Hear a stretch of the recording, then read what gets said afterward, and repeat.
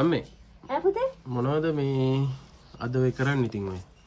පුතේ මම මේ පැසන්දලු ටිකක් කඩා ගන්න හැදුවා මේ සලාදයක් හදා දෙන්න.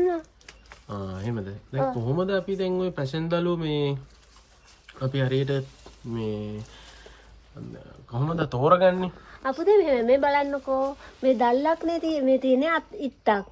මේ ඉත්තේ පුතේ දෙවෙනි කොලේ තුන්වෙනි කොලේ හතරවෙනි කොලේ ඉඳලා අපි කඩා ගන්න කොළ දෙකක් තුනක් වගේ කඩා ගන්න. එතකොට පුතේ අවශ්‍ය දළු ටික කඩා ගන්න පුළුවන්. කොහොම බලන්න පොඩ්ඩක්. අන්න පුතේ අන්න. හරි. හරි දැන් එතකොට අපි පැසන්දලු ටික කඩාගෙන අද දැන් මොකද කරන්න යන්නේ? පුතේ සලාදයක් හදන්නනේ යන්නේ. හරි. එහෙනම් ඉතින් අපි සලාදයක් හදමු අද. හා පුතේ. හරි මේ තියෙන්නේ අපි මේ සිහින්ව කපාගත්ත මේ පැසන්දලු නේ. ඔව්. හරි. දැන් අපි සලාදේ හදමුද? හදමු පුතේ. හරි හරි. හදමු.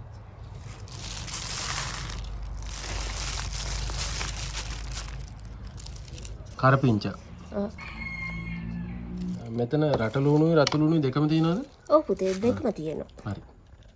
දැන් අපි දාන්නේ නයි මිරිසුයි අවු මිරිසුයි තමයි දාන්නේ. ලුණු සල්පයක්. කොටාගත්ත ගම් මිරිස් සල්පයක්. දැන් මිරිස් කුඩු එකතු කරනවා. හරි. දැන් මේකට අපි විශේෂිත දෙයක් එකතු කරනවා. මිටි කිරි. සල්පයක්. ඇයි මේකට අපි මිටි කිරි එකතු කරන්නේ? පුතේ මේ අපි මේකට මේ පොල් වෙනුවට තමයි මිටි කිරි දාන්නේ.